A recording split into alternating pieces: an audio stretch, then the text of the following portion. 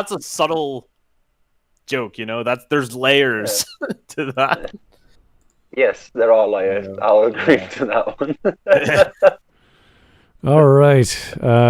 Good afternoon, folks, and welcome to Smudcast number 196. It has come to my attention, you don't all love Birds of Prey, part 2. And as you can see, the chat is busted. I don't know what to do with it. Some sort of weird glitch with YouTube. I'm seeing it on the stream. It's just Seagal. Yeah, I He's didn't. taking over the chat. It's like a JC Denton lookalike, so I thought, maybe technical glitches are causing things. I don't know. But the chat can't work. I'm still fixing it. I don't know what the problem is yet, but I'll get on it. So you can still chat in the stream. You're still there. We can read it. So. Seagal has consumed the chat. There was no other way. Yeah, I know. Best I could do, folks. So, anyway, we were more than halfway done with Cold Crash Pictures, and wow, what a tough video to watch, just to pay attention to. It's just so random, his outbursts of emotion. Yeah, they were great. They were hard to He follow. He was on about like On Deadly Ground and Under Siege, wasn't he? Because that's the only movie I was remembering while watching this review. Oh, really? Yeah, I think. Oh, sorry, yeah, anal view or anal view. Oh my Anal view, God. is it? Anal view. Anal Yeah, that is it. Yeah. Oh. Yeah, well. So, yeah, thanks guys for coming by. This will take probably the same amount of time as before, depending on how much we go nuts off topic. But How much Seagal? thank you for our patron saints. That was always pleasant. Who the hell started this? I don't recall, but thank you anyway. It was Francis Francis Ford Ford Coppola. Francis Board Coppola. It's all your fault. So He's the John the Baptist of Seagal of Seagalism. okay. He paved the way. Well, I got classed as the prophet. Well, you're the father, and then yeah. Yeah. All right, let's get started. Yeah, let's get going. To the end of, say, Endgame. Now, I know plenty of fanboys will be able to recount the finale of Endgame shot for shot, but all I remember is a list of things that happened, not how the sequence actually played out. Like, we all remember when Cap picked up the hammer and reinforcements arrived. Can you guys actually see it? I can see it. Oh, can you see the... let me just... I can submit the link again. Let me do it again. No, I've got it. I've just joined the room again. Oh, okay. Just keep playing. Should be fine. All right.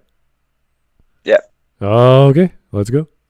And the woman shot for no canonical reason whatsoever. And it's not that nobody can recall the sequence, it's that the sequence doesn't matter, because none of these events constitute a dramatic reversal. It's all just weaponized nostalgia masquerading as dramatic tension. Oof. I mean, do you not count it as a dramatic reversal, the getting the Infinity Stone to Tony so that he can use his like gauntlet thing? Is that not a dramatic reversal? Yeah. First off, why does it need to be a dramatic reversal? But it's like it all revolves around the stones and getting the stones and getting the. But also, this is a scene that's built up for years. I think he's just talking about like the choreography of it. But it's... sorry, my mistake. Good choreography is being hit by a car into a van on roller skates and not being dead for no reason. Yeah, that's good choreography. This is all bad choreography. Well, most of it's CGI anyway, but. Something else my script consultant noticed was that Harley tends to do a lot of throat jabs.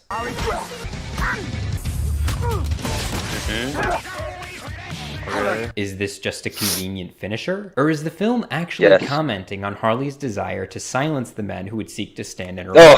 Will it be Jesus. intentional or not? And I think that's pretty cool. I can count on one hand. Oh, this guy is such a fucking moron. This is such a fucking pretentious fucking wankery point. Is she trying to shut up all the men? No. This is such a dumb, like... This is so silly. What do you even say to that? Like, that's just... I'm symbolism of punching people in the throat. Yeah, it's just... No, it's just... They're just... It's just a fight scene, and they just use that because it's a move.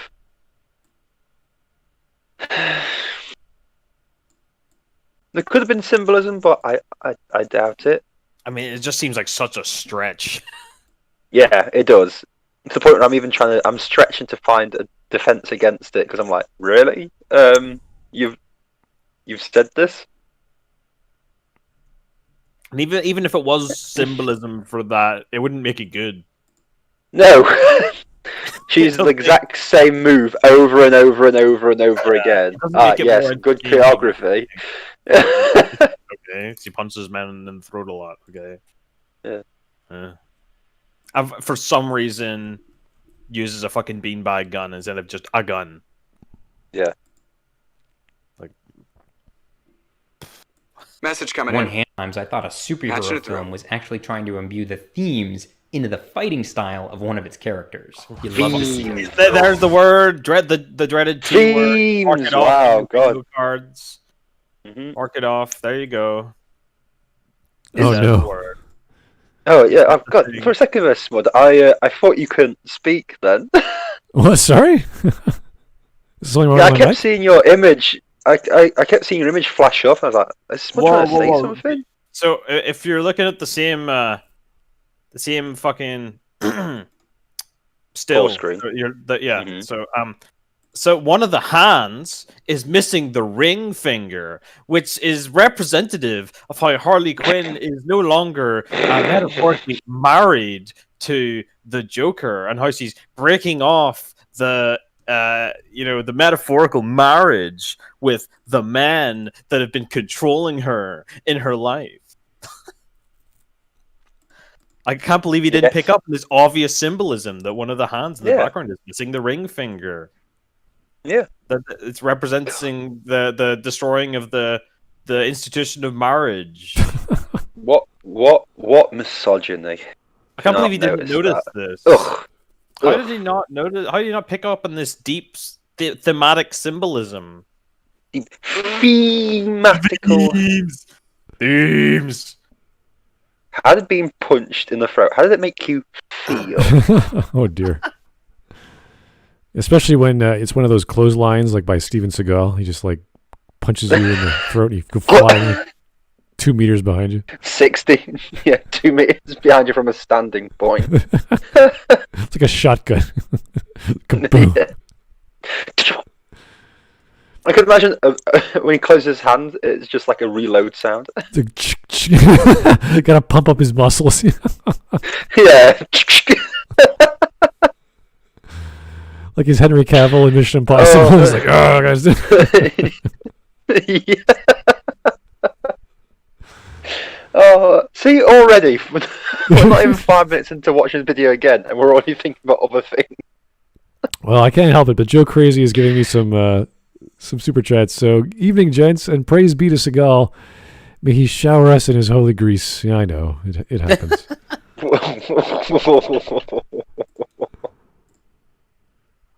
You love it. Moving on. Part 2. I'm not mad. I just want to balk. So I get out of the theater after my first screening of Birds of Prey, and I go online to see what other people have been saying. And the reception seems pretty lukewarm. Lots of damning with faint praise. There seem to be a lot of critics who will like golf clap Margot Robbie's performance and then offer these really snooty critiques about absolutely every other element in the film. And I mean, I find her performance extremely fucking irritating. I just don't think it carries a full movie. I just can't do it. I can't watch a full movie of that like voice and that sort of mannerism. I can't of that woman. Of that woman. I can't stand her. Yeah, I can't. Yeah, that wench. But it's just. it's just so fucking irritating. Yeah, I'm gonna be honest here. Harley Quinn isn't a leader. She's like either a sample or a follower. Yeah, I mean, it's just not like, just doesn't do it for me.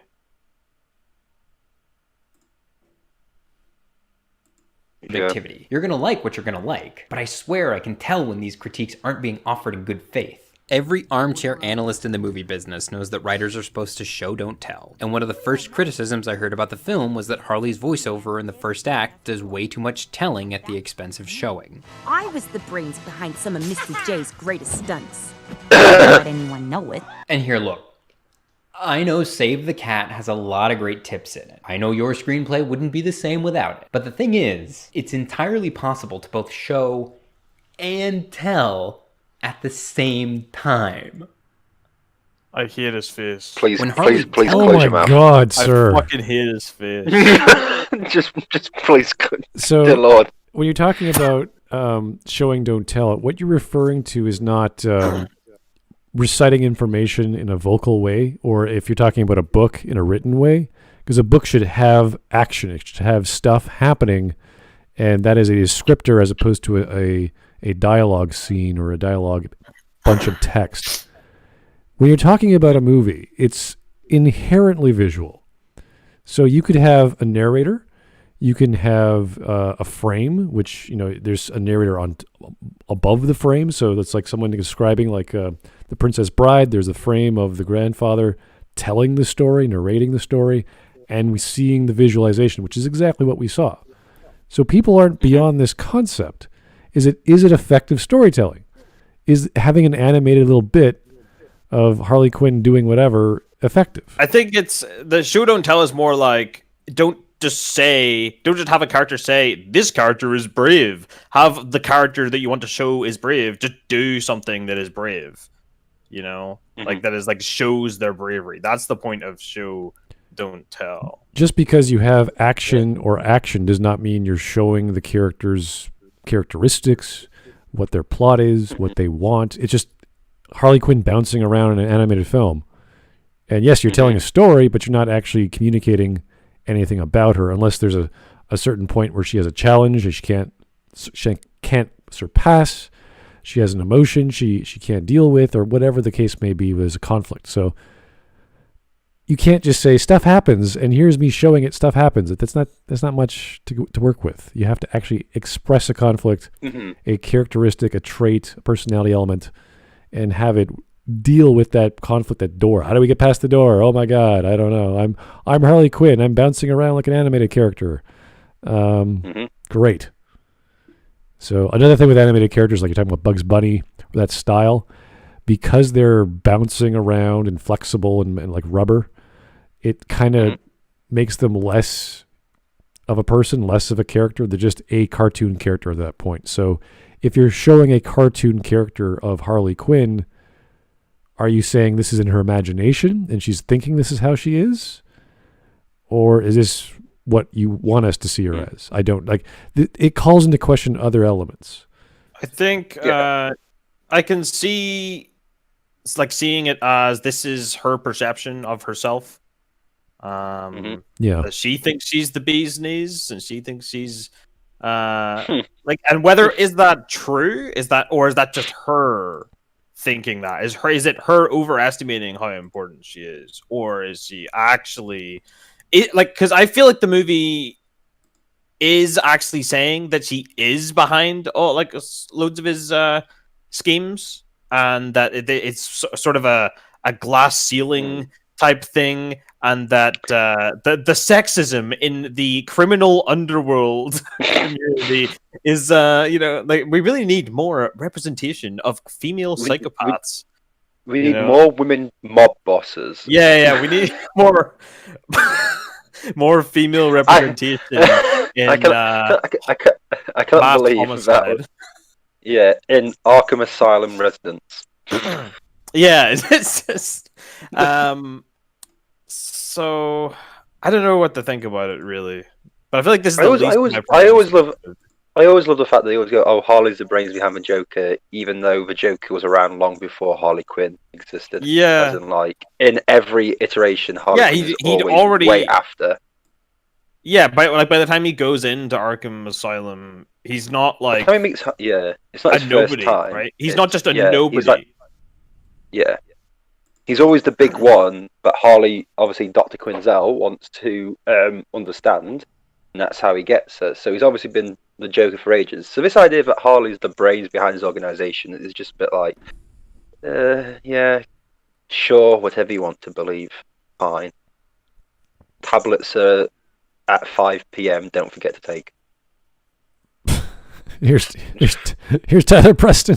When Power Rangers have much better fight scenes than a multi-million-dollar film, you've done goofed, son. Well, actually, some of them are pretty amazing.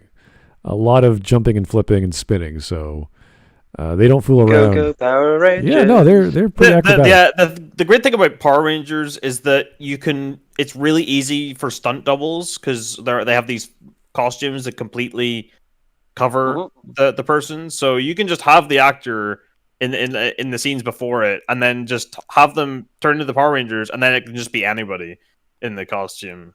Yeah, and they can just what do you all don't the get is and fighting. And 6'5" blokes built like brick shithouses standing awkwardly around while a woman half their size throws weak-armed punches that supposedly send them flipping around and into breaking legs. You can see the stunt actors just like jumping in a like as they're being hit, they're like like they're jumping and flipping themselves.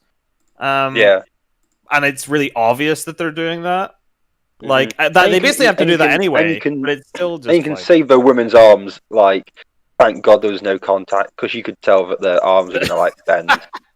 Yeah, and if it actually hit the person. It's really. And I don't like that. Oh, it's comic book logic. It's just hard to take seriously. And even if you're going, oh well, it's whimsical and it doesn't matter, and like it's still just. It's an action scene. You want the feel. Here's the problem. It's supposedly whimsical and child friendly, but you also want it to be a thing for adult women. Make up your mind. What is it? Stop flip-flopping on your defenses because you know you've got no defense. If I call it a children's movie, you'll say it's stupid. It's not. It's deep and got adult themes. If I say, oh, it's a stupid adult film, you go, no, but it's for children. It's for children. It's for kids. It's like, yeah, okay, I get it. You don't have a defense for your shit movie. Oh, and also Steven Seagal beats up AT Chen. Thanks, Tyler Preston. Good to know. Oh, hi. I like that. Kendo Ren versus Steven Seagal. I don't know. It's a pretty big face-off there. Who's going to win? I don't know.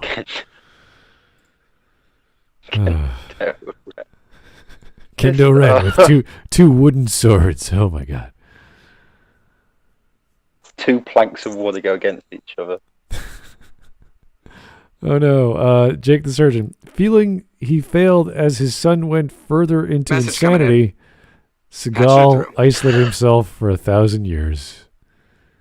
Oh. Oh no. I didn't know you could do that. It's a pretty long time. He can do a lot of things. He can do a lot of things. I mean, not act, but he can do a lot of things. Can he lie? Oh yes, he can lie very well. Can he host Saturday Night Live? No, but no, not anymore. All right. Told us all about from his criminal exploits. The movie's actually showing us that she's an extremely unreliable narrator. And luckily for me, I have all my best ideas drunk. I have the best idea. See, look, not 5 minutes later. Harley Quinn just called open season on herself. She did not think this one through. Yeah, no shit, I didn't think it through. Like half the plot holes and continuity errors that these professional online critics point out are basically just their refusal to suspend their disbelief or accept an unreliable narrator. Oh my goodness.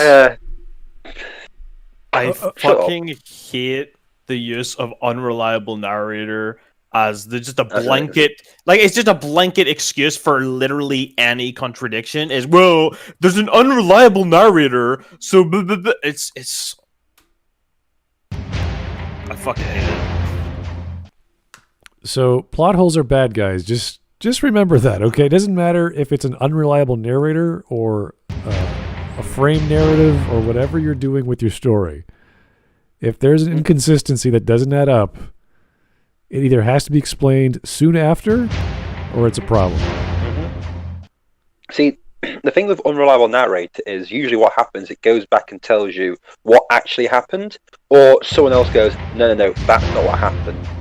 It isn't, oh shit, there's a plot hole. Unreliable narrator. No, that's not unreliable narrator. To be honest though, I don't even Deadpool goes back and corrects itself. To be honest though, I don't think even like plot holes are even the main issue that I have with Birds of Prey when I think about it. You know? Oh no, but what the point that we're trying to discuss here is the use of unreliable narrator as that's fine, we can just do whatever we want. Like it doesn't have to make any sense because it's an unreliable narrator. It just seems like a get out of jail free card for plot holes. Yeah. Well, this is clearly his bias. He is saying, "Oh, those professionals making all these statements about the narration."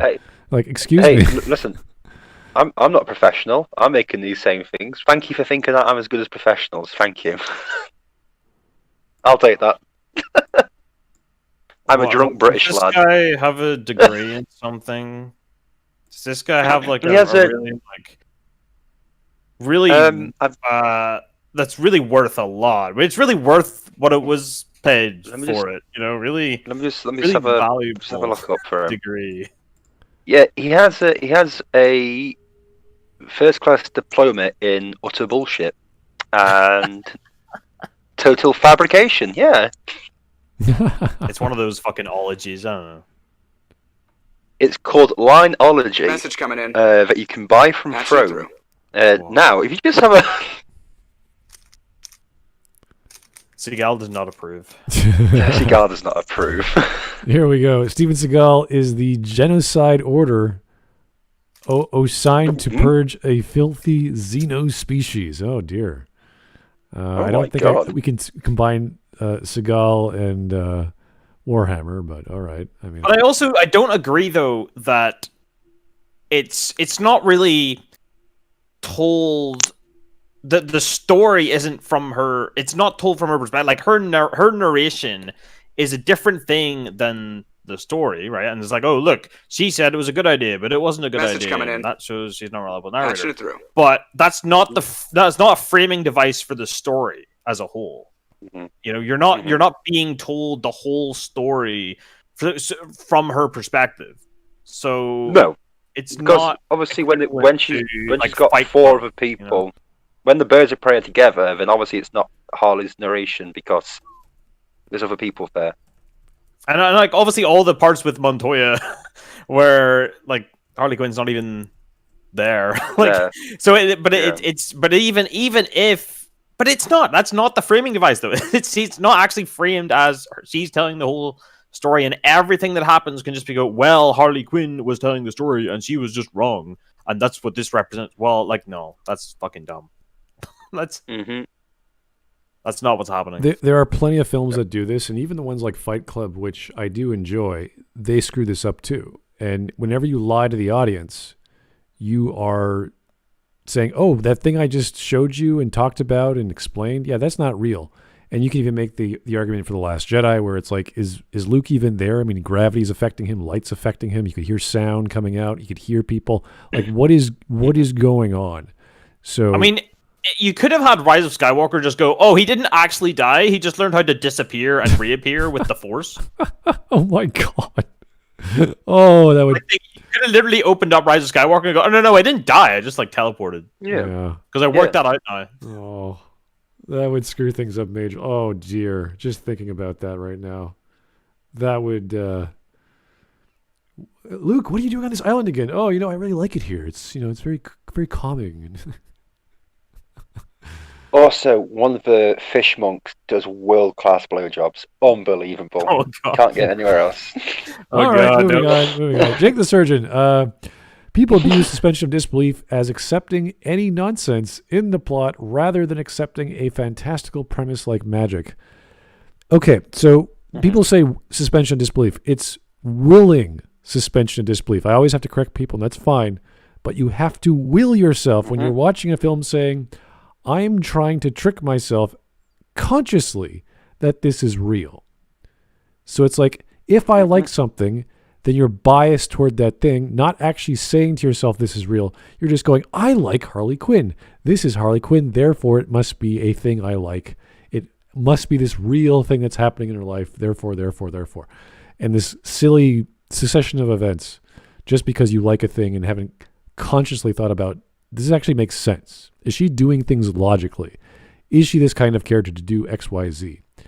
Is she lying to me? And do I care? You have to ask these basic questions when the unreliable narrator is saying stuff and then goes, nope, didn't happen that way. It really happened like this. Or it's a body double or some other, it's a ghost or some other trick of the visual cinematography techniques. I think Unusual Suspects is like the purest like form, or like is it Rashomon? Is that the other one? There's A Tale of Two Sisters. We have Fight Club. We have Memento. There's a bunch of others where they show characters that are dead or not really there. It's all in their mind, or the person's just a projection. All this other nonsense. And once you do that from the narrative or the frame perspective, and then you go into the actual content of, because there is no frame in the Tale of Two Sisters, just a story of these two girls that are in this house, and it's like a horror, not a horror, but it's a psychological thriller, and you're not sure what's going on with them. Why are they so weird? Who's who, and what are they trying to accomplish? And it just gets revealed at the end of what actually is. It's like, oh, that's kind of annoying because you were lying to us the entire time. So you have to be very clear to your audience what's actually happening, so that the reveal is not, it was half a lie, or it's really not happening in the reality. It's one big mental dream sequence, or it's like some bullshit like that. It really pisses off your audience because you think that thing is real, and suddenly it's just some other thing that someone made up or whatever, like a simulation, or you were in the Matrix or bullshit like that.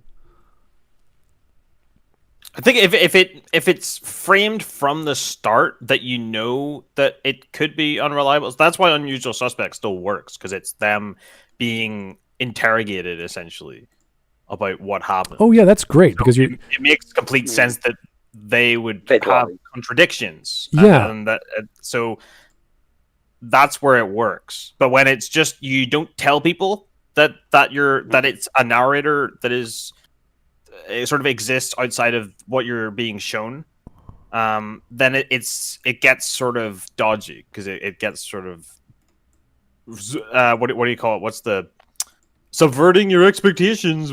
Oh dear. Oof, that word. Okay, let's keep going. I heard a lot was about all the underdeveloped characters. Not even Honest Trailers was immune from this one. DC does not stand for developed characters. I'm just saying, really, I know more about Katana than these ladies. No, you don't. That is factually incorrect. You know Black Canary publishes entire family histories and how those histories motivate their current struggles. You know all about how Montoya is discriminated at work, and like 16 different self-destructive coping mechanisms she's developed. I swear, if character traits aren't made manifest by some prop, most superhero film aficionados don't even seem to notice. And look, for all the mystique surrounding the art of character creation, it's literally just 3 things. Who wants what from whom, what happens if they don't get it, and why now. Everything else is just exposition. Even the costumes. These glorious costumes weren't spared from... Oh, shut up. Glorious? Look at this fucking shit, dude. Look at this fucking... Glorious. Get the fuck out of here, dude. So is that like keep pants? Using that word.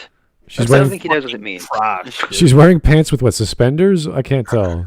And a halter top. Yeah. That's glorious. This is shit. What about the other costumes? The girl's wearing a jacket and shorts. Yeah. That's a costume? You've got shoes and trousers. Hooray, glorious costumes! Glorious costume. I'm not going to comment on his... It reminds me of... It reminds me of, like, on nights out, when people used to do 80s dress-up nights out in my hometown. And they just used to wear... 70s glam rock stuff. It's just garish. It's like, ugh.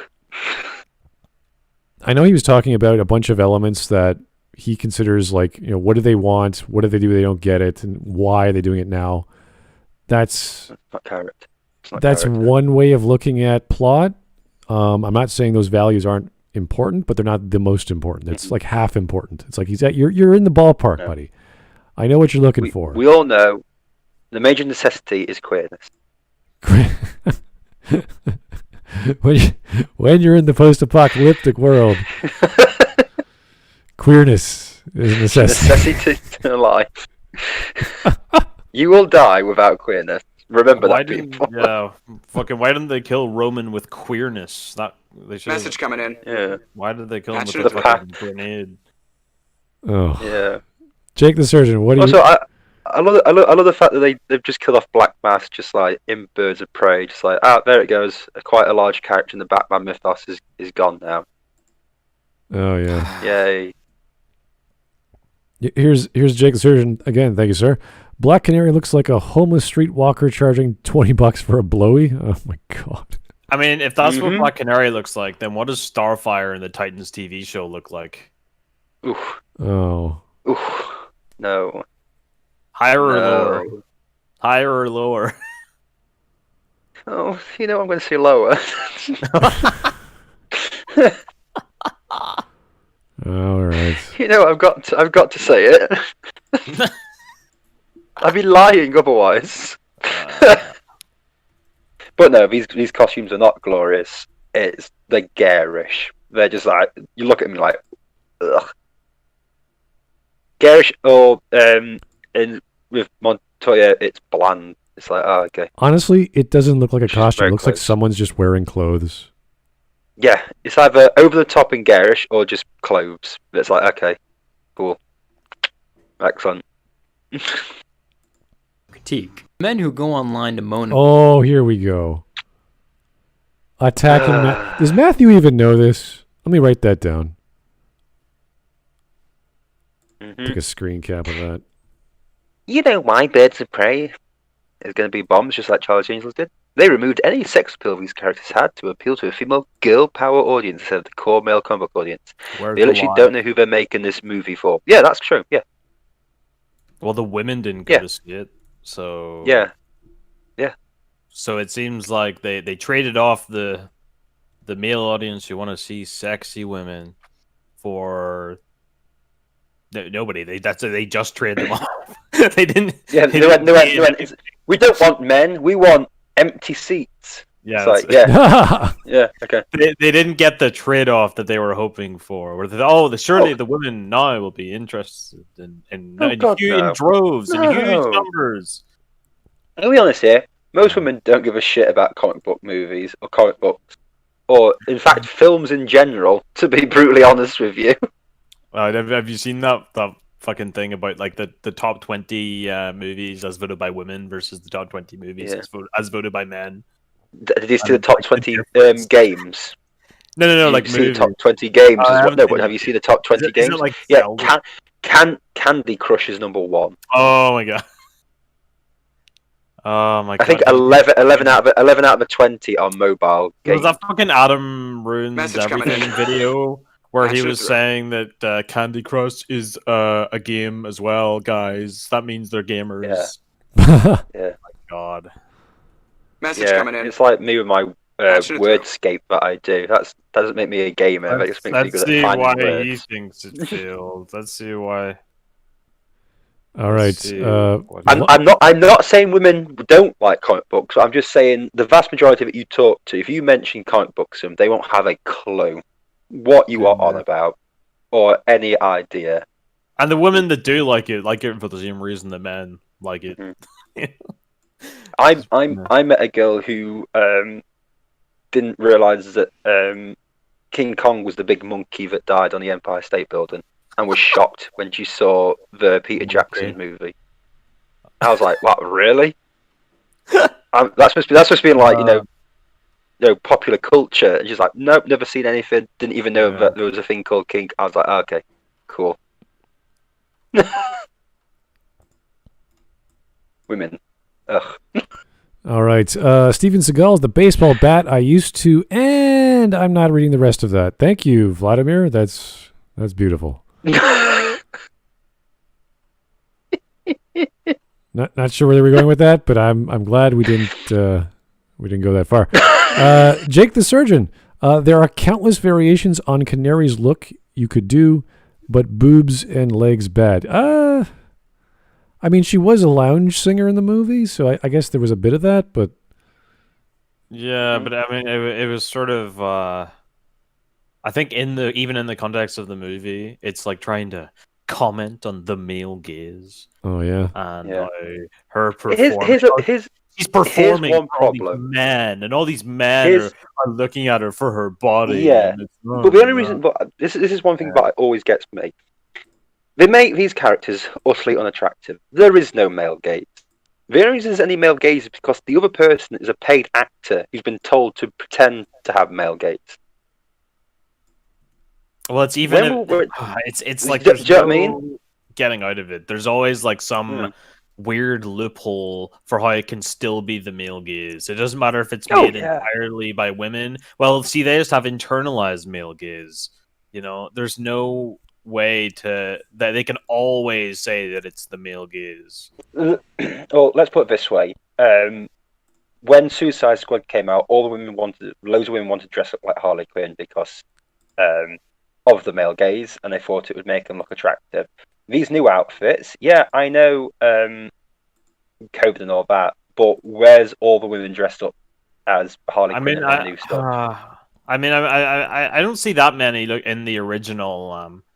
The original design from the animated series. I don't see that many. You'd be surprised. I do. I see way more of it. Yeah, I see way more of this version, of the Suicide Squad version.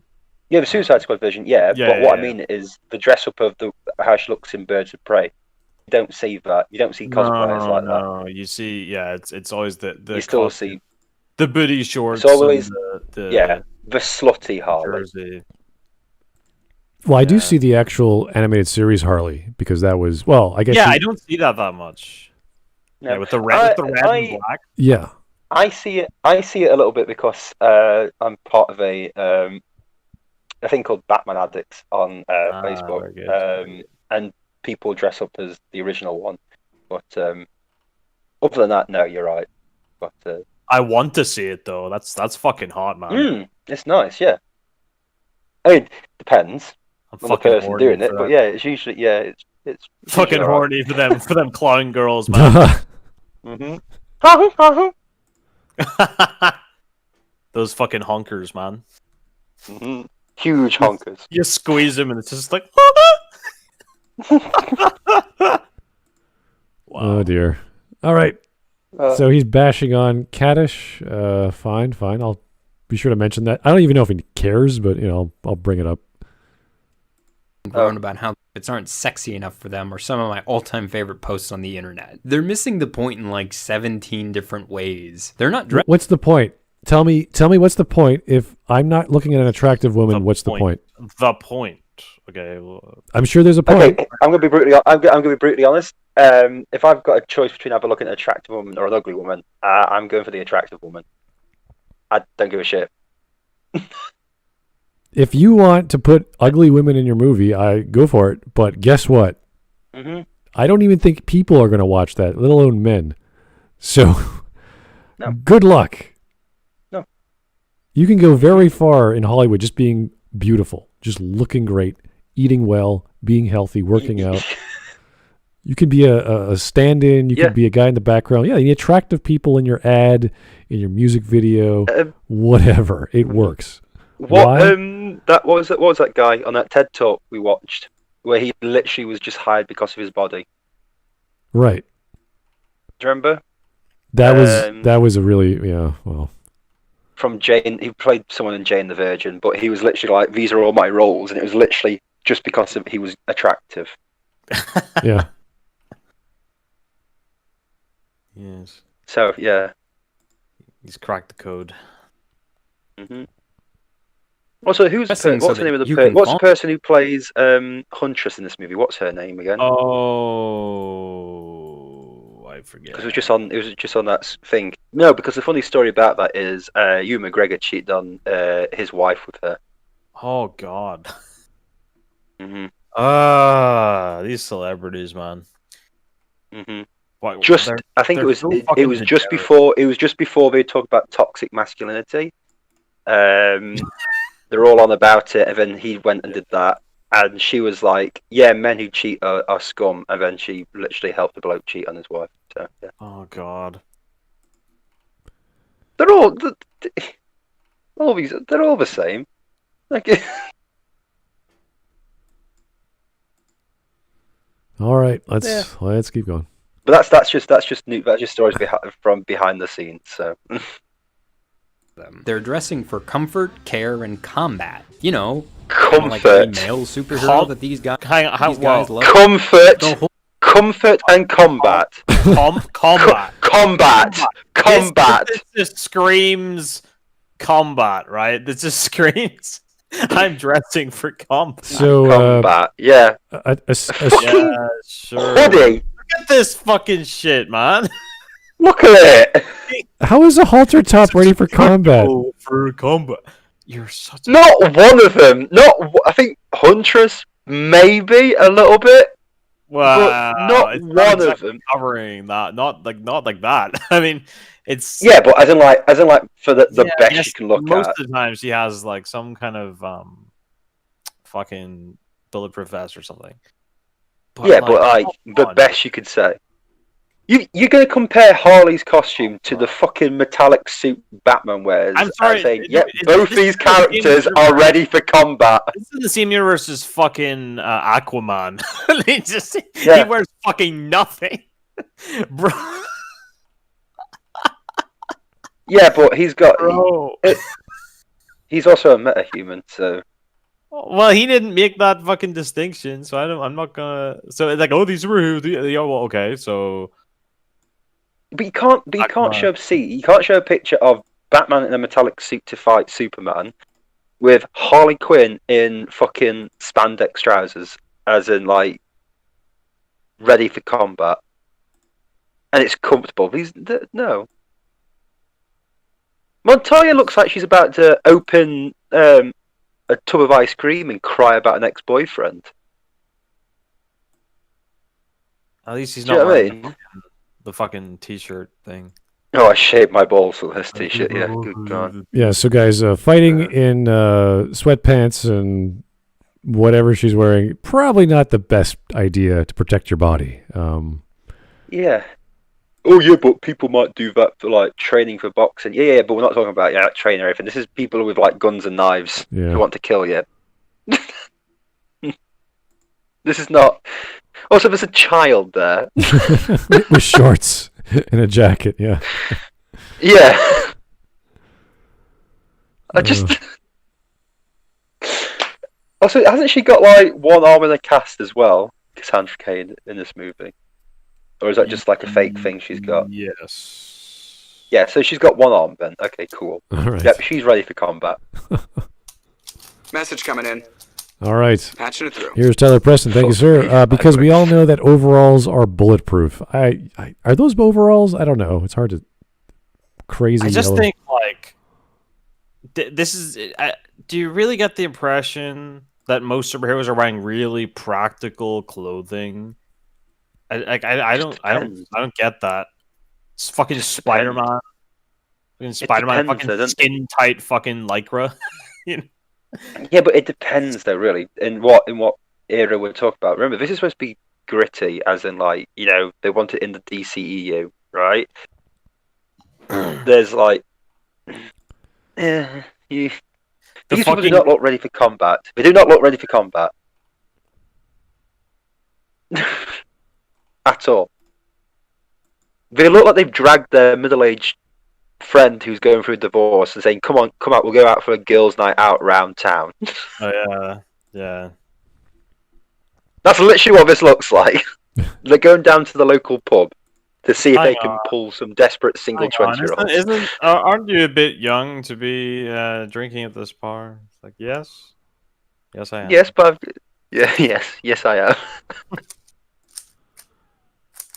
Combat. You know, kind of like every male superhero that these guys love and adore. The whole point of the movie is that Harley isn't going to kowtow to men's interests. What's especially weird to me is how so many men seem to... Yeah. So, the movie doesn't cater to men's interests, like the fucking tweet said, so they didn't watch it. Keep going, Dollface. You're getting somewhere. Yeah. I think that Harley, a crop top and unzipped overalls, somehow transforms her into this unfuckable hag. Something entirely divorced from the very ideation of sexuality. That is unfuckable. I did it. No. Viewers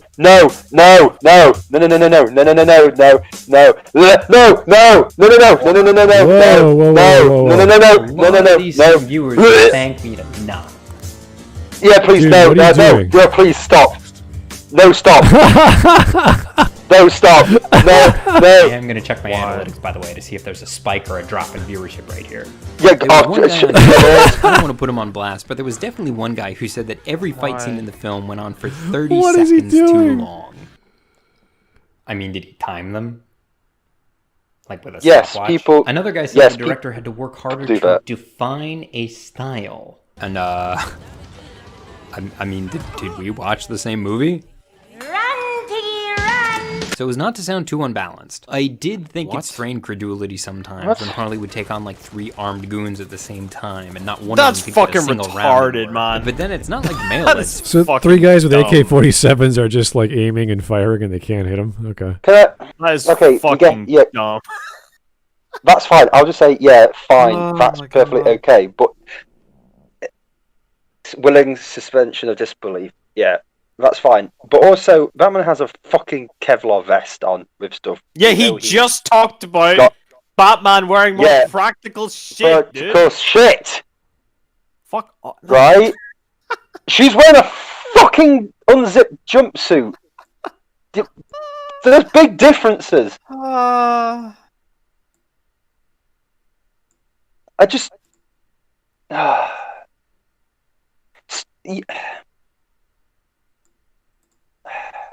Right, let's see what clip he's gonna use here. He's using the Dark Knight Rises one where fucking Robin. I can't remember what his fucking other name is because that's what his character's called. Is it Dick Grayson? Is it? And I can't remember what his fucking name is. Pretty sure it is. Dark Knight Rises. Pretty sure it's Dick Grayson in this. The guy, because he's called, but his first name is Robin because that's But yeah, Batman in the background is beating up people. Well, he's beating up like one person, I think. So. Okay, so let's see what his equivalent to that atrocious fucking scene was. Yes. Mm-hmm. Okay. Superhero films aren't chronically guilty of this too. And so long as we're talking about men, I feel like I can make a whole video about the men of Birds of Prey and real-world men's reactions to them, which are as fascinating and telling as any other critique of the film. Roman Sionis is the villain I've been waiting for my whole life. Woo! Who's having a good time? You are! He's so stupid, so vapid, so chronically uncomplicated. Is that a snot bubble?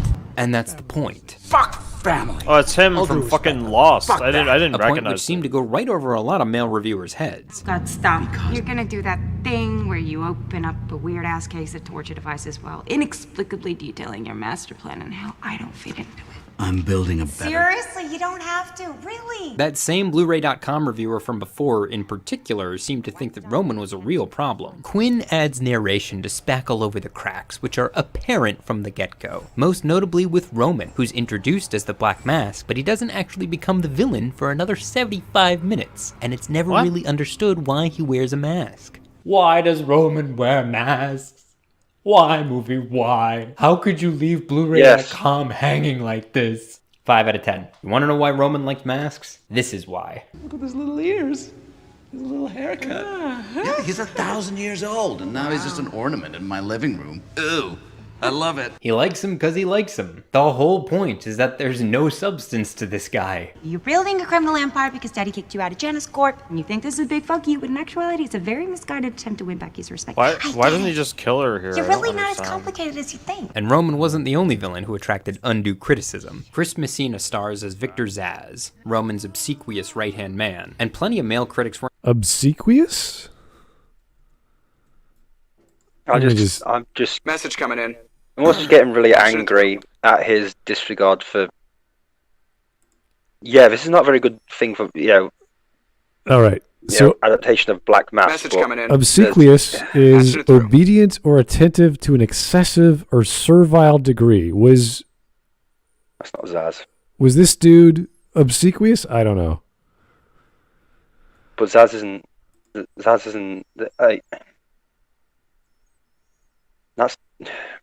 That's probably the Zsasz in this movie, but that's not Zsasz in any other form of media. Right.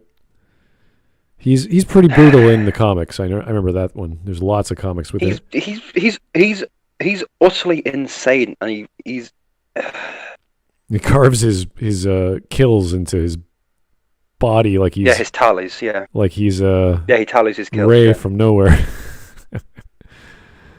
He's he has to cover every inch of his body in the scars. All right. Mark in 3D. He can't get Batman's in it. Thanks for the donation, Mark. Come on, Hawk. Show us on this Steven Seagal doll where this video essayist hurt you. Yeah, that was... I'll just say something. That scene of him going through that, why would he do that? Yeah. Why? Children go on YouTube. You sick fuck. Message coming in. Road to Rushin. He's not even faithful to the real Black Mask for God Gundam's sake. Yeah, the real Black Mask got the Black Mask. Oh, there's loads of different ways he got the Black Mask, but just because it's in his living room, right? Really, that's it. Jake the Surgeon. Roman sounds like his self-insert then. Obviously, the real reason he wears the mask is because he's just a responsible citizen in the age of COVID, and he just doesn't want to spread COVID. He just I'm wondering if Roman is in fact a self-insert just because he's so vapid and the way that he's describing. He's not supposed to have this big meaning behind him. It's like, really? A guy who has a criminal empire has no big meaning behind him. He's not organized and well thought out. Nothing? Mm-hmm. Really? Yeah. It's almost like a bunch of brain-dead feminists just took every single thing they thought men were, put it into Black Mass, and they're like, look, this is what men are. Brain-dead men. That would explain this person's fascination, because we know he's a self-avowed feminist and he talks about feminist issues and all this other crap and terminology. So anything that this film does, it doesn't matter what it is, he's going to like it. See, it makes no fucking sense why he doesn't just... Because he sends other people after the diamond anyway, so there's no point for letting her go in the first place. And also, if it was played on the fact that, in this universe, supposedly villains don't kill each other, or have a keep around and everything, then that goes out the window when Harley kills them. So it's just... There's literally no reason for him not to just fucking kill her. There's no reason. No, there's no reason to do it. And I don't even... Not even like a character reason. Like, it just... No. You got a chance to kill Harley Quinn. Cool. Yeah. Oh, the Joker might be angry. Yeah, but the Joker's dumped her. Message coming in. Yeah. Patching it through. All right, here's Jake's version again. Batwoman does Victor better. Batwoman for Palkia's sake. Palkia is the Pokemon. Yeah, Victor. Oh. This really does feel like two characters who the feminists just decided to get hold of because they knew they could probably get away with turning them into vapid, what they think men are caricatures. Because I'm pretty sure most people who, if the villain has no motive, no character, no nothing, that would be a negative. But because it fits the feminist like style, he's calling it a positive. It's like, yeah, okay, yeah, sure, pal, yeah. So let's keep going because I'm not sure where he's going with this. Yeah. Like, okay, one more. That's a good thing. John Doe, the average Joe. Black Mask has his mask melted on his face in an accident. Mm-hmm. Okay. Robin, his father's. There's different things, but one of them is he carved the Black Mask out of his parents' coffin, and then when he was doing a robbery, Batman stopped him, and his mask got burnt onto his face. Ah. That's one way. Okay, cool. Let's keep going. Yeah. Impressed by Hitler. Blu-ray.com for the hat trick. Messina is the least threatening actor in Hollywood. But predators don't usually announce their predatory tendencies with their steely looks and their cold, dead eyes. In my limited but very real experience with real-world abusers, they're not these dashing criminal masterminds. They're usually just narcissistic schmoozers who've leveraged their privilege into positions of power. Oh my fucking god. Just leverage their privilege. Oh, shut the fuck up. In my limited dealings with him. Have you dealt with him? Yeah. By fucking the systems of privilege that undermine the patriarchy of the because only abusers are men. Blow it out your ass. Only men can be abusers, and they use it. And it's usually ugly men with stuff. I'm like, well, okay. But it's like, this isn't really true. Like, if you showed people a load of pictures of just someone's face, nothing in the background, all wearing the same clothes, and you had some of them who were like repeat violent offenders, and some of them who had no criminal history, I bet you could pick out who were the violent criminals or who were the abusers and who wasn't, with a better chance than just random. Like it would, I don't think it would just be 50-50 like as if it was random. I think there would be a pretty significant like just from looking at them, you can tell a degree that you can people tell. With the eyes. Like it's you wouldn't necessarily be able to say what it was. You wouldn't be able to say exactly what it is about their face, but you'd probably still be able to tell better than random chance. Yeah,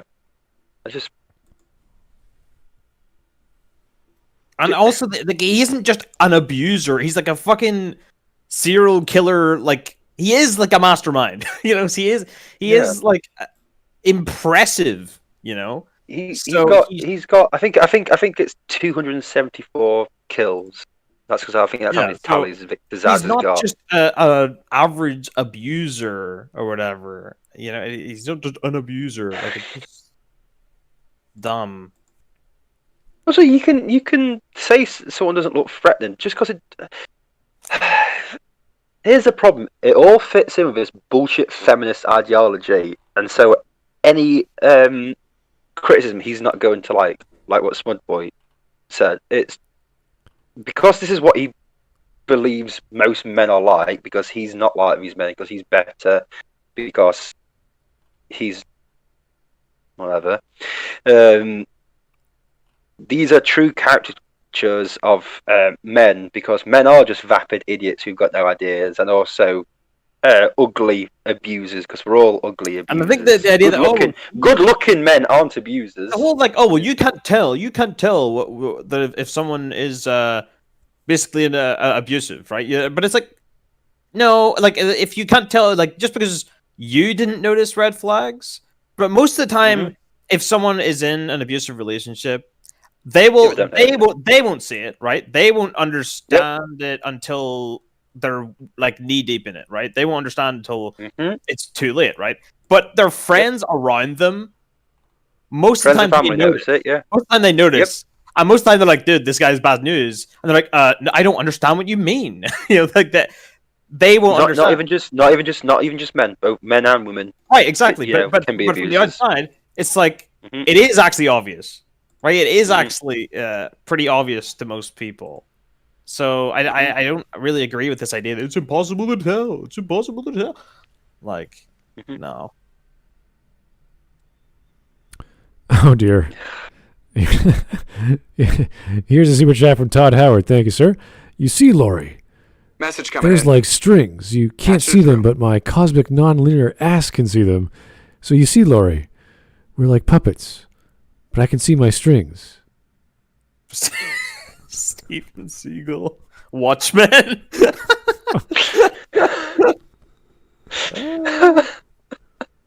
Okay. Thanks, Todd. I'm just imagining that picture, like saying it. Yeah, exactly. But he's all blue. He's got like blue skins. Yeah.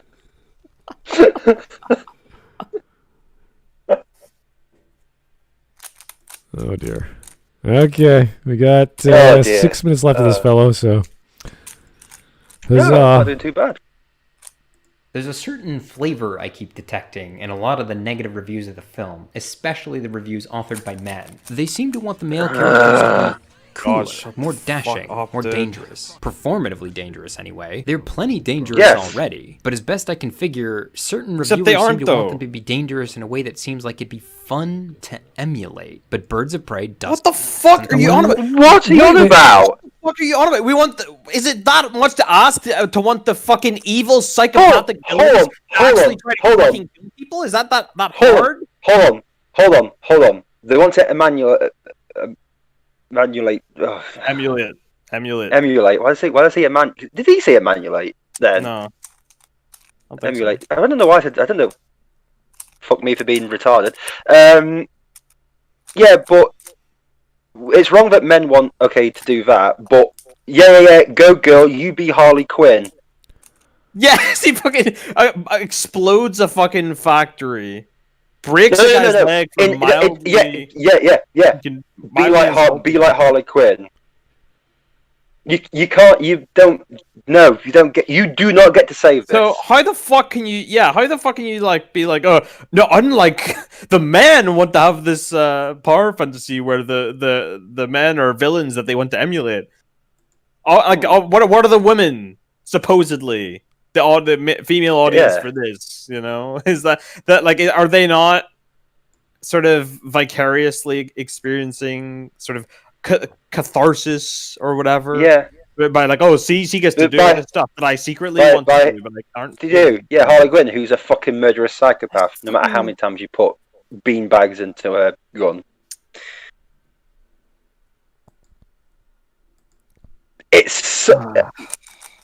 He's such a disingenuous twat. Such a disingenuous male feminist fucking twat.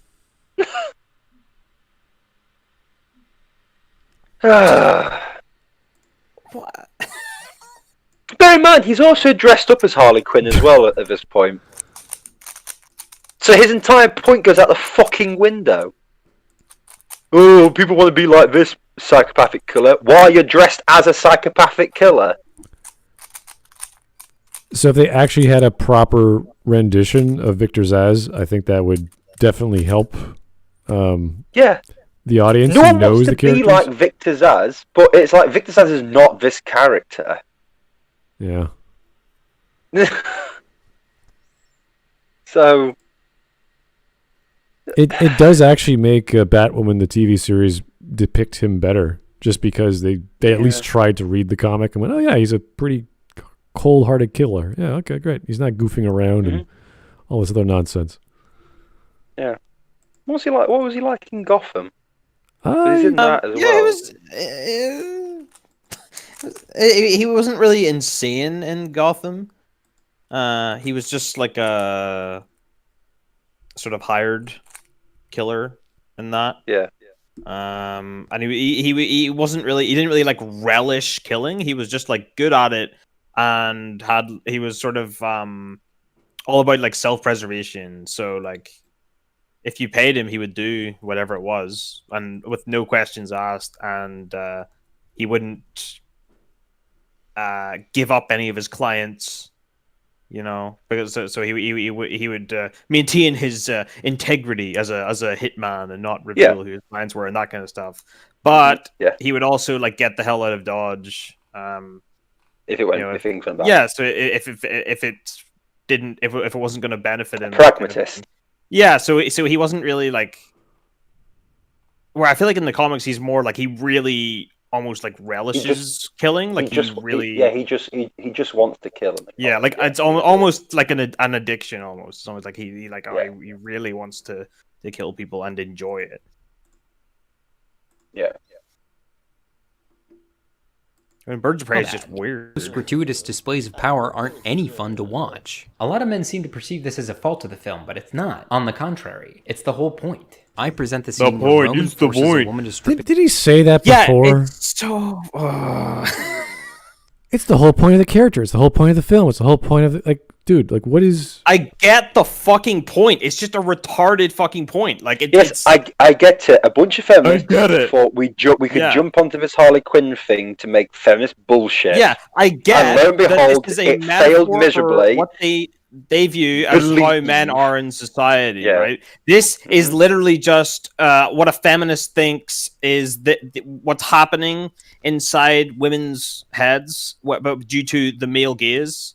Like this is like this represents what it's like to be a woman in society and have men controlling your body and looking at you sexually as a sexual object. Like that's what this scene is, right? This scene is like the feminist like rhetoric put into a scene about what they think the male gaze is. I get it. I understand what they're doing. I just think it's fucking dumb. Like it's so fucking silly. Just go like, you just didn't get it. Blow it out your ass, dude. Yeah. His club point as the gold standard in how to film sexual violence without inviting the viewer to partake in the exploitation, because this is how actual... What? Wait. What does it mean for the audience to partake in the... What does that mean? It thinks if you show a fucking rape scene, that the men watching want to be the rapist in that scene. Oh, yeah. Yeah, sure. Yeah, count me in. I don't let this guy watch Redo of a Healer. I'm just saying. Oh my god. I've never heard the term partaking in a scene from the audience. Like, what are you doing? How does that work? He just means like you're experiencing it vicariously through the... Yeah, but that's every movie you watch. It's like this character... No, but it's like you're putting yourself in their shoes. Because sometimes you just because you're watching a scene doesn't mean you're actually putting yourself in the character's shoes. No. Not necessarily. But he's saying like... No. That men do that when they watch any scene that's like rape. Cool. Oh. And then men, when they watch a rape scene, are thinking, yes, I want to be the rapist. Don't take that fucking clip out of context. When I watched the nail gun killer, the rape scene right at the start, I thought, boy golly, I sure do want to be one of those guys. Message coming in. Patching it through. What? That's such a stupid thing. Such a stupid thing to say. Okay. Here's Well Tanuki. Hey, how's it going? This film lacks tension, the villains are cartoons, and it never feels like the protags are in real danger. This is just not accepting liking a bad film. I don't know. This guy, it's like everything works for him. Like, this scene is great because it has this scene, and no one understands it that way. It's like, why do you think that is, buddy? Why are you projecting so hard? Yeah, it's been like, this scene's great. Okay, explain it. Oh, you just didn't get it. Okay, explain it. Well, Because this is what feminists want. Is that literally your only defense here? Yeah. You don't understand. Well, I guess I was right then. We literally live in a society. You don't like that. It's so deep. Yeah. It's so deep. I'm not even going to finish that joke. I haven't even gotten a joke. This whole video is a joke. Got him. Bad guy in real life. It's not like you're standing there being abused, and yet you're still able to somehow appreciate their brilliance or backstory. They're just volatile, narcissistic control freaks with short tempers and chronic entitlement issues. I know some people like Harley entitlement. Like Harley Quinn. Like Harley Quinn, yeah. Chronic Except when Harley Quinn does it, it's portrayed as empowering. It's quirky. It's quirky and empowering. I'm like quirky. So when Harley Quinn steals a giant tanker and she's entitled to it or whatever, that's okay? Yeah. Yeah, she blows up Ace Chemicals, which is hundreds of people's jobs gone. Yeah. Yeah, quirky. But girls, if you think you're Harley Quinn, I support you driving a tanker into a chemical factory. Don't jump out, just keep going. Fuck the patriarchy. That'll really show him. That'll show him. It reminds me of Okay. Someone's mentioned gay lovers in that video. I'll have to go back to that. No, but it reminds me of like after Suicide Squad. If you're on Facebook, I don't know if anyone else saw this, but the numbers of women who literally pretended to have mental health problems so they could pretend to be like Harley Quinn. Does anyone remember that? Really? Like phase? It was crazy. I was like, wow. It's like, so when he talks about these men are narcissistic control freaks, I'm like, yeah, women can be that as well. Stop thinking it's only men. Yeah. Anyway, we can continue. All right. To admit that that'd be sketch as hell in the year of our Lord 2020. And while I'm not going to pretend like that interpretation is impossible... So are you guys gay in the movie? It's very the relationships is very much based in, there's a want and a need in there for sure. I definitely think more people should familiarize themselves with narcissistic personality disorders and the sycophants who enable them before they pass judgment. Fuck, these are my things. This diamond is my things. Yes. My things. Fucking fuck. Part 3. Not the superhero film I deserve, but the superhero film I needed. You want to know why this movie Batman v Superman didn't work? Save Martha! It's because no one in the history of hominids has ever experienced the emotion that Batfleck is experiencing right here. There's no emotional authenticity. It's completely manufactured. It doesn't reflect any crisis of conscience that any living, breathing human has ever actually had. Are you swear to fuck say the Birds of Prey is fucking really resonant? Oh yes, so I swear to fuck. I swear. The fact that you have to bring up the Martha scene to try and defend Birds of Prey, I mean, that's like trying to bring up Battlefield Earth to defend the room. Well, no, he brought up a Nolan scene in Dark Knight Rises, which was a dumb scene. We all agree that fight scene was stupid. Dumb scene, yeah. So, but pointing a dumb scene out in another film doesn't make your scene not dumb. It's like, yeah, that was a bad film too. But what's your point? Yeah. Look, this Martha scene's crap. Yeah, and you're right. Well, this scene's better. Why did this shitty scene in another film not work? I don't know. You tell me. All right. Well, here in this scene, that's an emotion that nobody's experienced. But the emotion of I'm going to destroy a chemical. Nobody has ever seen their parents die. No one in the entire world has ever seen their parents die. Because that is an emotion that no one else has ever had. No one has seen their parents die. Okay.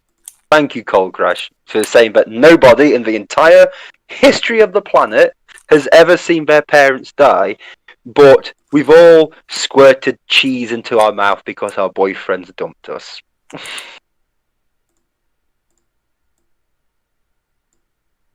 I'm being serious. This is pretty much his argument.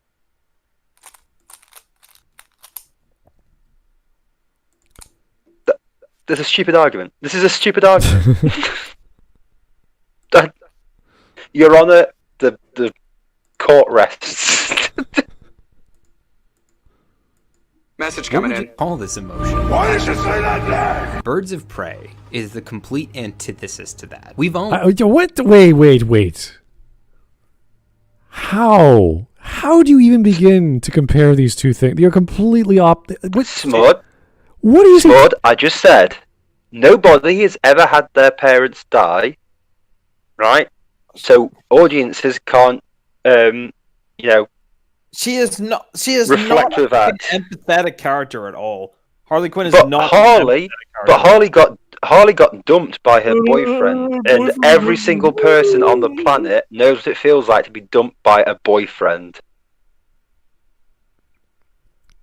But nobody's ever seen their parents die. He is trying to compare a random film which happens to involve a DC character with a ridiculous scenario that everyone knows is dumb. Everyone knows it's the dumbest reveal you heard. And you're like, well, in this scene, that doesn't happen. You're like, wow, that's fantastic. Yeah, what a shocker. Two films aren't exactly alike. This apple is not an orange. Oh, really? Yeah.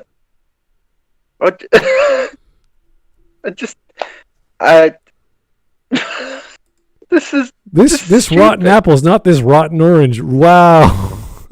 Yeah, this is what I mean. What's that John Travolta? Is it Battlefield Earth? That John Travolta film, which is utterly crap. Yeah. Yes. Yeah, it's like saying, yeah, well, in The Room, they don't have this scene. It's like, yeah, okay, but these two films are still pretty bad. Well, they don't overuse Dutch angles in The Room. Yeah, this is what I mean. It's like, this isn't an argument. Anyway, here's Joe Crazy. Save Seagal. From what? Seagal, save us. Why did you say that name? Deliver us. Why did you say that name? Deliver us from evil, Seagal. I'm just imagining now Bruce Wayne's dad literally saying, "Save Seagal." lead us not into terrible taste in movies. Oh. But deliver us from mediocrity. Deliver us from bad writing, Seagal. Experience emotions, even if the circumstances were wildly different. That's why Harley losing a sandwich has more of an impact on an audience than whatever the hell's happening here. Whoa! Are you serious? Are you fucking serious? Okay, no, I said bro? apples and oranges. I'm sorry, sandwiches and mommies. Fucking dead ass? Are you fucking dead ass, bro? We got bread. Hey, you got gluten? Is the gluten in the bread? Yeah, we got gluten free. We connected to Harley Quinn because she dropped a sandwich. Bitch, I ain't clumsy. I keep all my sandwiches. Well, I pay good money for my sandwiches. So you can actually make a simple event like losing a glass of milk by spilling it to be very traumatic and dramatic and all sorts of things. Yes, you can do this in stories. But to compare that to another film with I don't even know how you compare it to this. Like, what is this scene he's trying to explain? All he's saying is he likes the other movie better. The scene is rubbish because we connect more to a sandwich. Martha is not a sandwich. He watched the scene with the fucking sandwich and thought, this is what the Martha scene was trying to do. How dare we? This is so dumb. Like, this dude. Okay. You know how we argue how film majors are like useless? Yes. This guy, like, forget school, buddy. You need to, like, I don't know. Just restart all over again. Just go back. Counseling, bro. Start at age 4. Imagine your family thinks you're 4 and just relearn life. Everything. We connect because everyone's dropped a sandwich, right? Learn to play with kids. Learn to sit at the table. To play with kids. Yeah, like don't stuff your brother's pants with rice. I don't know, whatever you would do. Like stupid shit like that. I don't get this guy. Can I just say, a psychopath losing their sandwich does not make me, connect with them because it's still a psychopath. If he was okay, he could argue this point if he was setting up the whole scene and he was explaining this whole scene where Harley is building the sandwich and she's got this and it's all this big deal to her and everything's going great. It's a wonderful day. The sun is shining and all of a sudden she trips and falls and oh my God, her whole world gets destroyed. So all this anticipation, all this build up and kaboom, it's thrown on the ground. It's worthless. That is a different setup than whatever the hell this is in this film. Batman v Superman. This is a catastrophe for a reveal that makes little sense, that makes Batman spin on a dime for whatever reason, and finally gives them a conversation aside from, I'm going to kill you, you're a bad person, or whatever bullshit that was in this story. Okay, they're both bad films, yes. And you could argue that the sandwich being dropped is more dramatic and you care about it more because it was set up properly in comparison to this, whatever crap this is. But don't you dare say that these are things that make sense in your brain by just saying it's better. And I like it better. Therefore, it's better.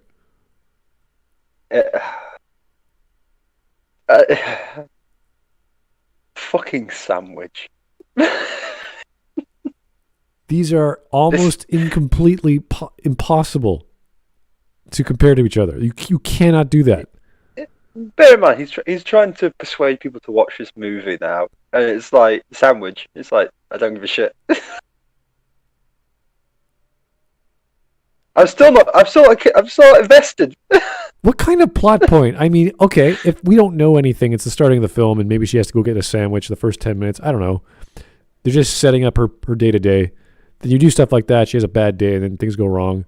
Great, fine, we get it. Present us with the context. That don't just say it means so much more to me when she loses a sandwich than compared to watching this other film or this other thing, which has nothing related to what I'm talking about. Happens. Have you seen the fucking memes in the discussion channel? No. I'll have a look at it. Let's have a look. Bread me. Oh, is it? Hang on, is it bears with bread? Message coming in. Bread. H. Bread. Yes. I was bread.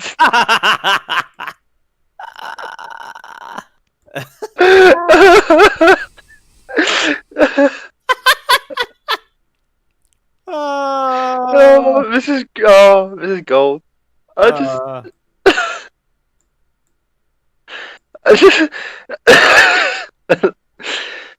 Oh, do you see then the memes on? Let's fight somewhere empty. Oh dear. Oh dearie me. All right. Well, we're about 4 minutes left. This fucking review. Oh dear. Yeah, let's go. Okay. Why did you drop that bread? This year, perhaps more than any other, I needed emotional authenticity from my movies. Look, we all know Thematic is bad. In fact, it's so bad, it's not even fun to make fun of how bad it is anymore. Bro. But I, for one, have no interest in power fantasies right now. I want emotional... You have no interest in power fantasy? Interest in power fantasy? What the hell do you think? What a fucking power fantasy! This is a power fantasy. Like, a power fantasy. It is literally strong woman takes on all the men. Yeah. It is like, how the fuck is it not a power fantasy? It is feminist power fantasy beats up man. Fucker. You fucking disingenuous cunt. You fucking stringy armed fucking wanker, dude. Yeah. Fucking noodle man. I hope your wife's boyfriend dislikes this video. You twat. Power fan. I don't want power fantasy, so I watch Birds of Prey. How the fuck is it not a power fantasy? It's such a power fantasy. Yeah, everyone saw it, but it was a power fantasy. Everyone saw it that way. Even the actors saw it that way. And not see it as a power fantasy. How does no? Stop it. Ugh. And also emotional film. Yeah, Birds of Prey is really emotional. Well, okay, the original title of Birds of Prey was The Emancipation of a Certain Harley Quinn or whatever. When you're talking about emancipation, you're talking about freeing someone. You're talking about giving them power over their life and doing things that they could never do before. Whether that is a superhero or whether that's just a slave being freed, you are giving them freedom. That's power. That's personal freedom and power. If he is trying to say, I'm so tired of superhero power fantasies, okay. But he's not. She's a supervillain, so it's the same genre. Yeah, pretty much the same thing. But it is literally just... It's literally just, don't you wish that you could fucking own all the men in your life that are keeping you down? And that is literally what this movie is. It is literally like, don't you wish you could do all this stuff? Don't you wish you could break someone's legs for mildly insulting you? Like, that's... Come on, dude. Yeah. Yeah, that's pretty much this movie, yeah. Don't ever call Birds of Prey an emotional roller coaster of a movie. Emotional orphan. You know, as bad as the scene with Martha, that was pretty emotionally authentic. It was dumb. Yeah. But I'm quite sure Bruce is pissed off at that point. I'm quite sure but Clark also, is ready to die. Just put into the context of Bruce Wayne, as in, like, Bruce Wayne's not mentally all there. You have to remember this. Yeah. As much as people say, he's not mentally all there. Something like anything that connects back to his parents makes him go gloopy and emotional. So yes, that's emotionally authentic. While dropping a sandwich might be emotionally authentic. Don't. Oh, this guy. this weasel of a man. What? All right, let's go. Honesty. Protagonists who get their teeth kicked in, who fuck up fast and then pick up speed, who hit rock bottom and then start digging, who could go so far as to save the world and still not count as a hero. Save the world! To do in order to be successful. She overcame and... Oh. What do you even say? Used to childhood, went to school, got a PhD, saved the world. And what did she get for it? First, people mocked her for clinging to the Joker. He is going to be running right back into his arms the minute he snaps his fingers. And then nobody changed their opinion of her when she decided not to go back to him. Yes. The asshole no one likes. She's not the protagonist I deserve this year, but she's absolutely the protagonist I needed. Hollywood, don't you dare pass on whatever Kathy Yan wants to direct next. This market is so starved for the contributions of people who don't look at Batman and think, God, I wish that were me. I read one interview with Margot Robbie, who was one of the producers of this film, God bless her, where she said, Harley needs friends. Harley loves interacting with people, so don't ever make her do a standalone film. It's hard to overstate how much I love this, because with all the flash and aplomb that comes with directing a superhero film, an R-rated ensemble superhero film with explicit feminist themes in a market super saturated by Snyder fanboys, no less, it's fucking...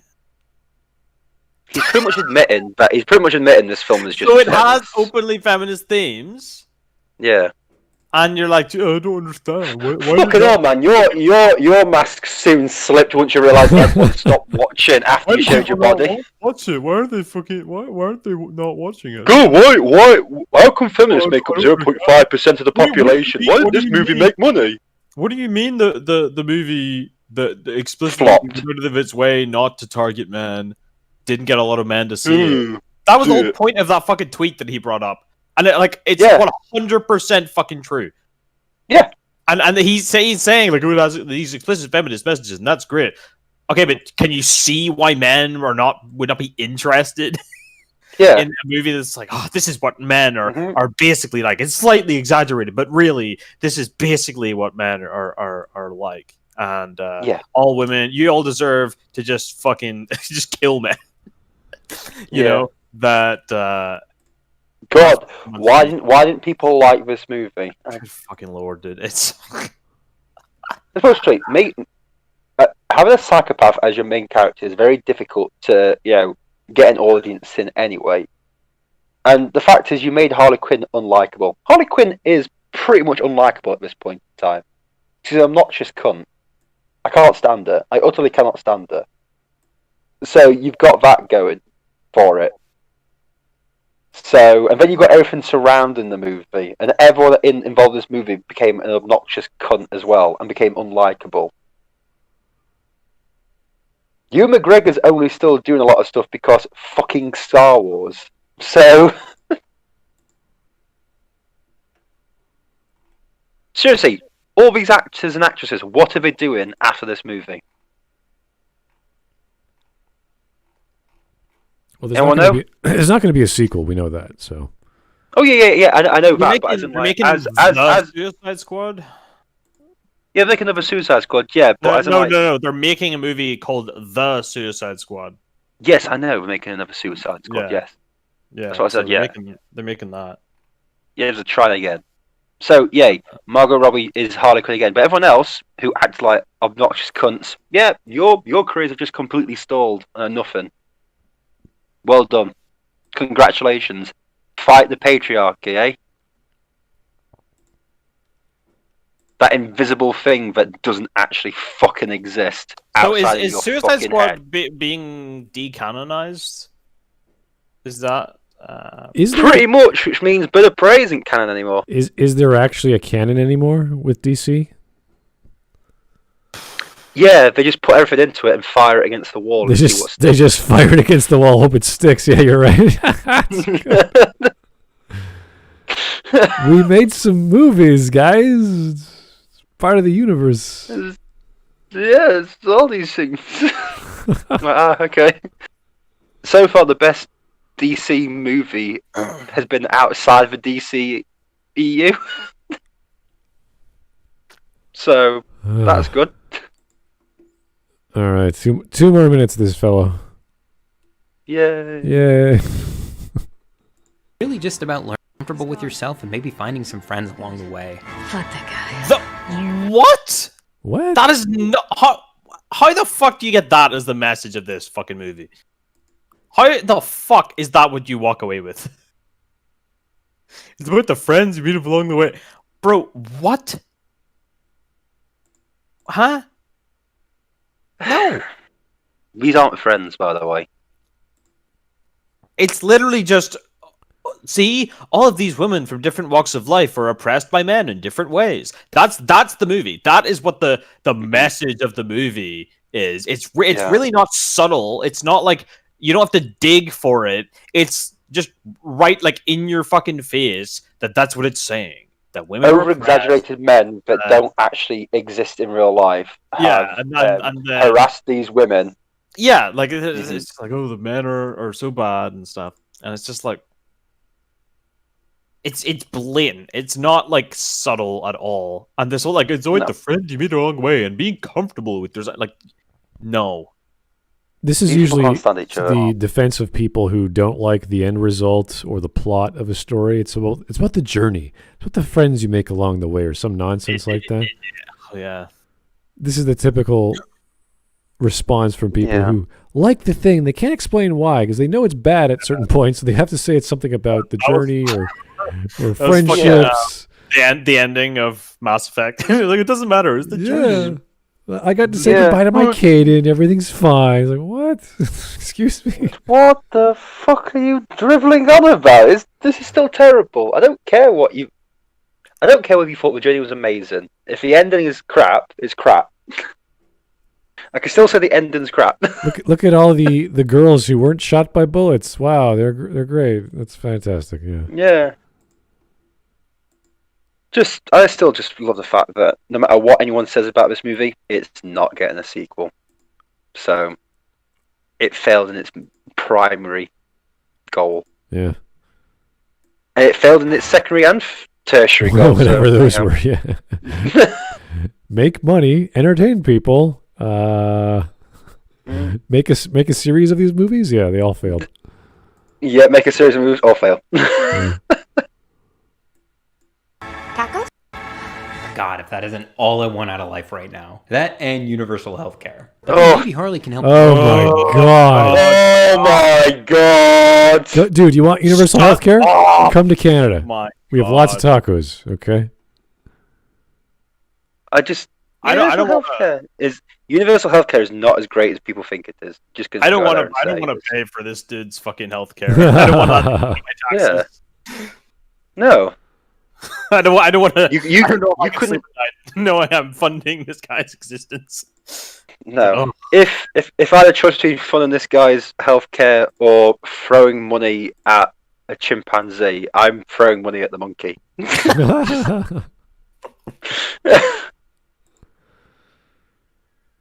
Oh boy. Okay. I need chemo. Yeah, but this monkey's dancing there, so I'm sorry, pal.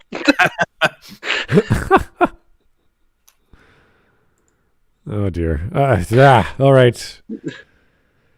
Let's keep going. Is he done? I don't know what he's doing anymore. Yeah, that's okay. I don't know. Okay, let's go. But that Name.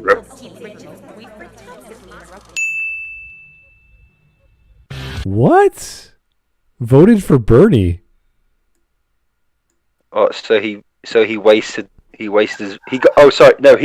fooled again. He got played like a violin again. No. Harley. So this is the grievances against Roman Sionis from that Harley Quinn did that are why he doesn't like her. So one of them is that she voted for Bernie. Oh, right. Okay, so Harley Quinn is an idiot, then, isn't she? Yeah, she's definitely. Well, no, because it's consistent because she's been has a PhD. Well, because she's been known to steal things. So I mean, it makes sense. Let's all admit, every single person who voted for Bernie this time round is a fool because they obviously didn't learn from last time, and they'll still vote for him next time, even though they're just wasting their vote because they're idiots. You heard it first here. You're an idiot if you voted for Bernie. You got played by a millionaire. Have fun. Viva la revolution. I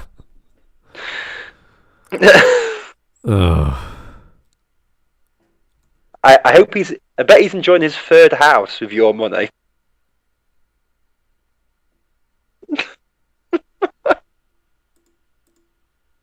I assume this is the end of the Is this part of the movie, or is this just him doing something funny? I think that might be part of the movie.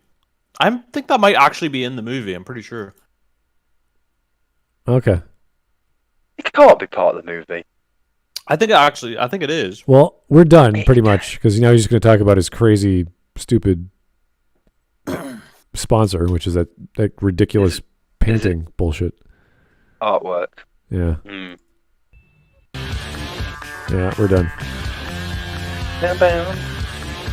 Yeah, outro, we get this it. video was sponsored by... Yeah, oh god. Fuck you, you're fucking Froom shit. Fuck you, Froom. Dude, this is this is one cringy video, I gotta say. This is just... Yes. Oh. Yes, this video makes me angry with how bad it is.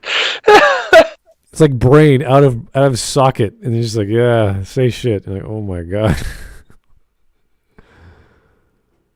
Can we get some logic in that cranium of there, sir? Can we get some taste and some understanding of what makes a film entertaining, what makes plots work and characters work and drama work.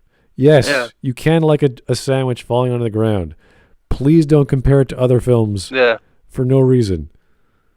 That doesn't work. It's not an argument.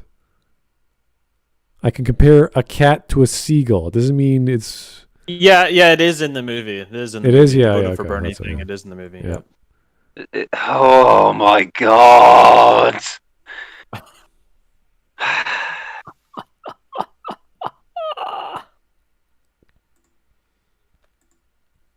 All right. It also seems like stop leftists. Can you stop being cringe for like just stop being cringe of your entire existence. Luckily, we had Steven Seagal looking after us the entire time, so we're doing well.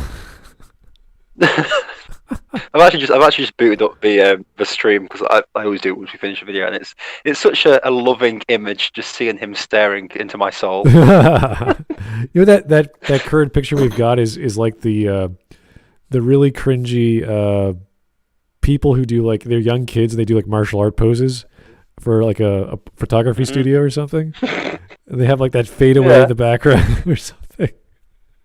Yeah, that's what this reminds me of.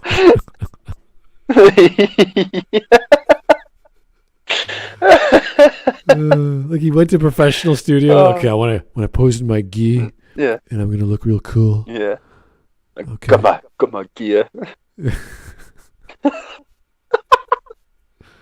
Oh, Steven, never change. Yeah. So thanks, guys. That was great. I'm glad we have a patron saint of the channel now, or at least the stream. So that's great.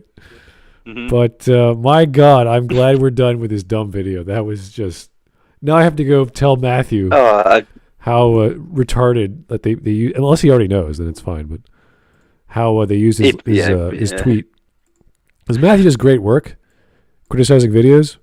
So to bring him up is just to showcase where these people align on the mental, not even the political spectrum, the mental spectrum. This is how dumb this fellow is. Anyway, let's look at what we got for the bingo. The first one was the creepy face. Obviously the makeup, and I mean he doesn't have a creepy face per se, but because he took the extra effort and was getting put all that stuff. Even that the part where he started taking his clothes off, I was like, dude, don't do that. That's never a good idea. It's not perpetual tilt that he has. He's just always like tilted off to like his right. It's just very off-putting, and the way like when he speaks, he only it's like he only opens like the left side of his mouth. You know what I mean? Like when he's talking. Yeah. So it looks really weird. Why? Yeah. Like there's something wrong with his neck or something. I don't know. Mm-hmm. Anyway, toxic masculinity was pretty much mentioned multiple times. The film was pretty much all about how bad it is and yada yada, men and bad, toxic masculinity, yada yada. So that was pretty prevalent. Mm-hmm. He just brought up that nonsense about wanting universal health care. So why he does? Why is that capitalism bad? Would that fall under not really. I mean, Canada has capitalism, so it's just like the only reason why Canada has universal health care, it was voted on as a referendum back in the 40s or whatever, and everyone said yes, sure, let's do it. That was it. So it wasn't like forced down our throats. It was just a thing that we wanted, and we just never decided to have another referendum to say no. So yes, how we were just given free healthcare in the UK, which isn't actually free at all. You pay tax. Yeah. So it's not just like taxes, because there's still other fees. The national insurance contribution. There's still other fees, like depending on what it is. So it's not even like 100% free. Oh yeah, no, you get taken. But what I always laugh about is you have tax taken out, and then you have your national insurance contribution taken out as well. Yeah. And you're like, oh, great, cheers, thanks. All right. There was lots of. I mean, everything he said was feminist. We knew he was a feminist, but this was just stupid. Yes. Oh, this was arguments. So feminist drivel was circled. Because he attacked Matthew Kadish, I have to circle that. So it wasn't a big deal, but still, it's like, oh, he brought him up. I'll just tweet him about that later. Did he mention problematic? No, I don't think so. I don't think he said the word. Yeah. Oh, straight white cis man bad. Oh yeah. Really? I thought toxic masculinity was enough. I go for man bad because there's toxic masculinity, but he was literally just saying, yeah, these are just men who are bad. Oh, okay. Well, yeah, the men who don't like it. Oh, like it's obviously it's. But so, also just. So but these men are just men who are bad because that's what men are like. It's like okay. So he mentioned the themes before a few times, and then he was talking about a few of this, like the sandwich scene and a bunch of other scenes, way out of context and very much projecting the entire time. Anyway, so. Oh boy! I do think we're probably gonna have to get rid of that orange man bad. Yeah, you're right. Yeah. Soon. No, I think they're gonna keep saying it. Yeah, I think they're gonna keep saying it because he's just gonna be like, no, I don't think they're gonna stop saying it. I think they're gonna they keep holding Trump up as this like horrible thing that happened, and never again. Well, they're currently trying to impeach Trump for whatever bloody. I don't even understand how that works. Oh yeah, they're trying to impeach Trump. Yeah. Bravo, America! Whatever you're doing, waste everyone's time and money again over Trump again. Yep. So. Yep. Yeah. Anyway, because you're not obsessed over him at all, are you, Democrats? It's not the only reason you wake up in the morning. Getting the dregs of the barrel, yeah. Just what we have to bash on Trump, even though he's out of office for past 2 months. It's like, yeah, okay, sure. Yeah, it's just because Biden's so boring. They're waiting for him to pop his fucking clogs. he's a gem, Biden. He's just absolute. Biden make sure to paint the pride flag on all of his drone missiles. You know. All right, folks. Well, that's it for tonight. Thank you for joining us. I know there's a bunch of other streams out there like Lit Devs, and I think EFAP's going too. So thank you for tuning in for us. We appreciate it. Thanks for all the super chats and all the wonderful commentary. And we'll talk to you real soon. Keep the sessions coming. Keep the voting going. And we'll see you tomorrow. Good night.